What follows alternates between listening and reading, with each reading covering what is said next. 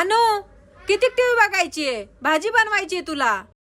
ठीक आहे मम्मी, पण भाजीला काय बनवू आज? अगं भाजीला ना सकाळी माझ्याकडून दूधच फाटलं तर मी त्याचं पनीर बनवून ठेवलंय. तर तू आज त्याचं ना मस्त पनीर भुर्जी बनव बरं. अच्छा ठीक आहे मम्मी, बनवते मग मस्त.